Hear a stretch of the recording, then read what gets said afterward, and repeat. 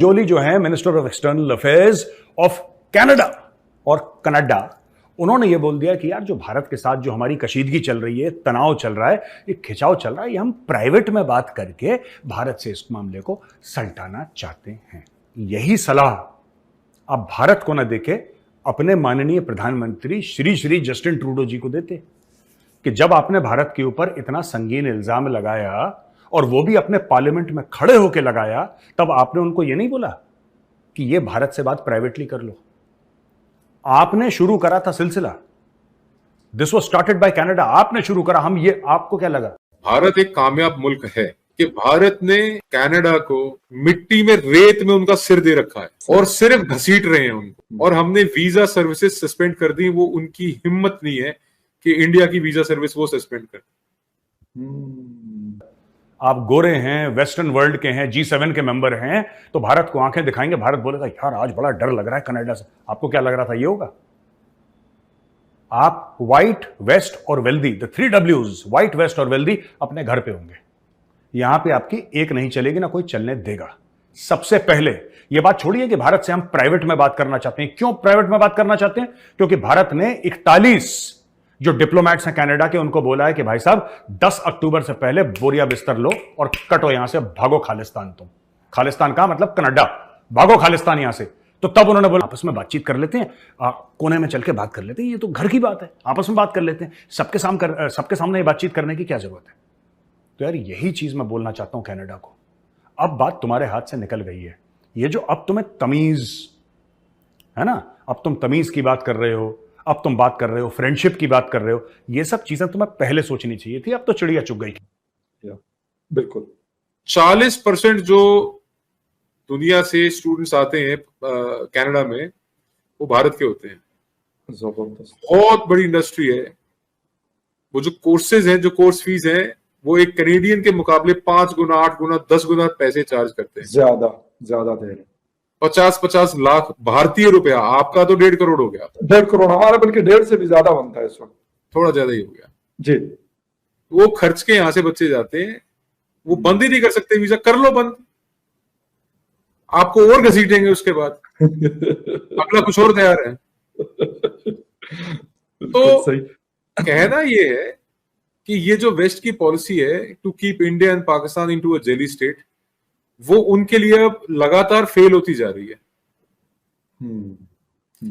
India पूरी दुनिया के अंदर अकेला ऐसा मुल्क है जिसकी तरफ वेस्ट के जो मुल्क हैं वो देखते हैं। भारत क्वाड का हिस्सा है, भारत G20 का हिस्सा है, बिल्कुल। भारत अफ्रीकन यूनियन को अपने साथ लेके चल रहा है, पूरा कॉन्टिनेंट है बॉस। G7 के साथ मतलब G8 मेंबर बनने वाला है। भारत तो UNSC का भी मेंबर बनने वाला है जी। यस, UNSC का परमानेंट मेंबर बनने जा रहा है Bharat. These are our achievements। और चाइना को काउंटर करने के लिए एशिया के अंदर कोई दूसरा मुल्क ही नहीं है। बिल्कुल सही है। और अगर चाइना रशिया अलायंस बनता है एक मिनट के लिए, और आप यूक्रेन को वेपन्स दे रहे हैं रशिया के खिलाफ, आपकी पोजीशन क्या होगी सोचिए। कह देना जी पाकिस्तान चाइना का इजराइल, चलो पूरा इजराइल ही मान जाओ यार। मैं तो कहता हूं उन्होंने सीनियर हो जाओ, सिंसियर हो जाओ, शायद वो ही तो बचा लें। लेकिन उनका भी आपने CPEC के ऊपर आके बंद कर देते हैं। आप CPEC बेजार हैं आपसे। मेरे कुछ जिस तरह आप कह रहे हैं, कुछ कहीं भी डिसीजन जो है वो मुल्क के मफाद में नहीं हो रहे, पता नहीं क्या वजह है।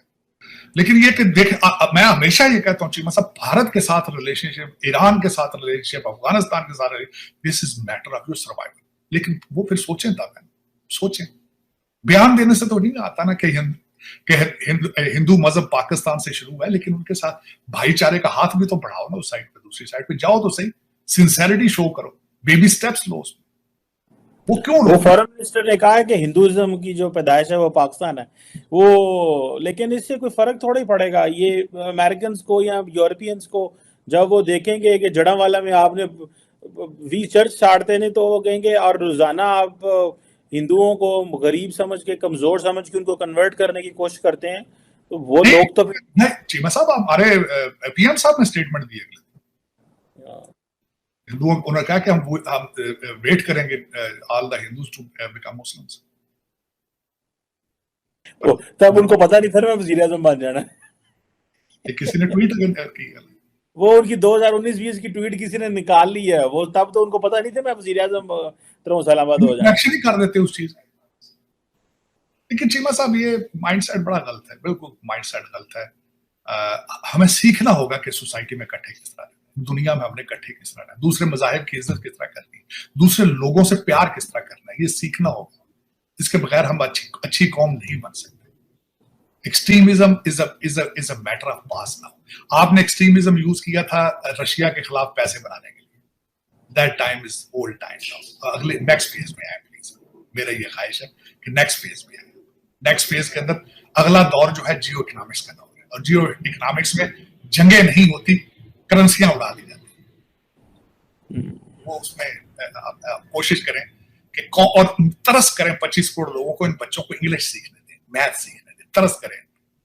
आपके बच्चे जो आप प्रोड्यूस कर रहे हैं एचिसन से और जो इंग्लैंड से पढ़ा रहे हैं, ये भी किसी माँ के बच्चे हैं, इनको भी इंग्लिश सीखने दें, मैथ पढ़ने दें। ऐसा ही है, बिल्कुल सही कह रहे हैं तार साहब। ये भी मैथ और इंग्लिश पढ़ें। बिल्कुल आप बार बार पाकिस्तानी यूथ को ये एडवाइस करते हैं कि मैथ और इंग्लिश पढ़ें ताकि इंटरनेशनल कम्युनिटी में आपका मुकाम हो, और हम भी दुनिया जो तरक्की कर रही है हमारा भी इसमें कोई किरदार हो, और हम सिर्फ एक बाय स्टैंडर के तौर पे अपना रोल अदा ना करें। पाकिस्तान में क्या है कि मेरे ख्याल अनवारुल हक काकड़ है इनका नाम। तो काकड़ साहब का जिम्मा क्या है? काकड़ साहब का जिम्मा है कि आप केयरटेकर प्राइम मिनिस्टर हैं, आप तैयारी कीजिए, इलेक्शन करवाइए, और एक फ्री एंड फेयर इलेक्शन हो पाकिस्तान में जमहूरियत के कायदे से, जिसके अंदर जो भी ज्यादा सीटें लेके आए, और जैसी जमहूरियत होती है भारत में भी हुआ। भारत में बल्कि 30 साल 3 दहाकों तक ऐसा चलता रहा कि एक कोएलिशन गवर्नमेंट आई, और उस 30 साल के वक्फे में भारत दुनिया के पटल पे कमजोर हुआ। और फिर जैसे आज आप कह रहे हैं कि लोग अक चुके हैं, पक चुके हैं, थक चुके हैं कि भाई हमको अब स्टेबिलिटी चाहिए, और जो जैसा आपको मैं कह रहा था कि आपने बताया कि काकड़ साहब ने कश्मीर का मुद्दा फिर एक बार यूएनजीए में उठाया, और ठीक बिल्कुल सही, पाकिस्तान की आवाम मैं पहली बार महसूस कर रहा हूं कि समझदारी के रास्ते पे, कि इसमें से निकलना जाना कुछ है नहीं, होना जाना कुछ है नहीं। और जितने भी वजीर आजम आपके पिछले जितने भी वजीर आजम हैं आपके, उनकी जो गलतियां हैं, जो डिप्लोमेटिक फेलियर है, देखिए मैं आपको 2 बातों से बिल्कुल वाजे करा देता हूं। India is a successful country, Bharat एक कामयाब मुल्क है, बेशक।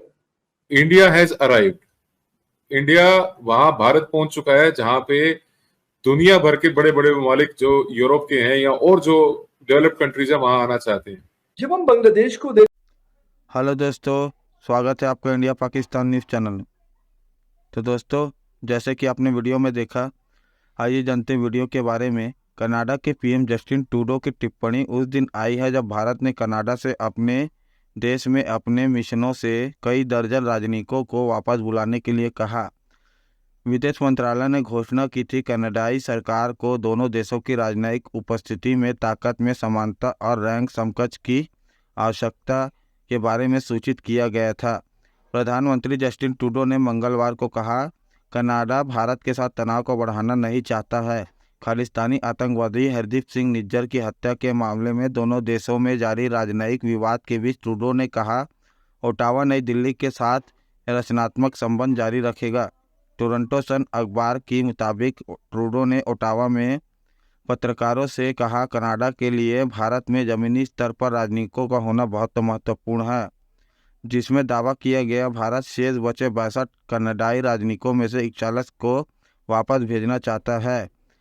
ट्रूडो ने कहा, जाहिर है हम इस समय भारत के साथ बेहद चुनौतीपूर्ण समय से गुजर रहे हैं।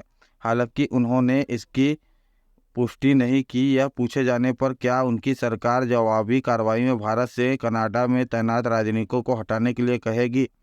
ट्रूडो ने कहा, उनकी सरकार नई दिल्ली के साथ काम करना जारी रखने की कोशिश करेगी। जैसा कि मैंने कहा, हम तनाव को बढ़ाने के बारे में नहीं सोच रहे हैं, हम वह काम करना चाहते हैं जो इस बेहद कठिन समय में भारत के साथ रचनात्मक संबंध जारी रखने के मायने रखता है। इसी बीच विदेश मंत्री मेलानी जोली ने ओटावा में कहा कि भारत सरकार में मजबूत राजनयिक उपस्थिति में विश्वास करती है। उन्होंने कहा, हम भारत सरकार के संपर्क में हैं, हम कनाडाई राजनयिकों की सुरक्षा को बेहद गंभीरता से लेते हैं। हम निजी तौर पर बातचीत जारी रखेंगे क्योंकि हमारा मानना है कि हम राजनयिक बातचीत निजी रहने पर ही बेहतर हो सकते हैं। जून में खालिस्तानी आतंकवादी हरदीप सिंह निज्जर की हत्या में भारतीय एजेंटों की संलिप्तता को संभावित कनाडाई प्रधानमंत्री जस्टिन ट्रूडो के आरोपों के बाद भारत और कनाडा के बीच संबंधों में गंभीर तनाव आ गया। भारत ने आरोपों को बेतुका और प्रेरित कहकर खारिज कर दिया। इस मामले पर एक भारतीय अधिकारी को निष्कासित करने के बदले में एक वरिष्ठ कनाडाई राजनयिक को भी निष्कासित कर दिया। ब्रिटिश कोलंबिया में 2 नकाबपोश बंदूकधारियों ने 18 जून को निज्जर की हत्या कर दी गोली मारकर, और भारत ने उसे 2020 में आतंकवादी घोषित किया गया था। भारत ने 21 सितंबर को कनाडा से अपने देश में राजनयिक उपस्थिति को कम करने के लिए कहा, क्योंकि ओटावा के आरोपों के बाद दोनों देशों के बीच संबंध सबसे निचले स्तर पर आ गए थे। विदेश मंत्री एस जयशंकर ने पिछले हफ्ते वाशिंगटन में भारत और कनाडा की सरकारों को एक दूसरे से बात करनी होगी और इसे देखना होगा कि मतभेद कैसे सुलझाए जा सकते हैं। तो दोस्तों, अगर आपको ऐसी वीडियो देखना पसंद है तो हमारे चैनल को सब्सक्राइब करें तथा वीडियो को लाइक करना ना भूलें। धन्यवाद। जय हिंद, जय भारत।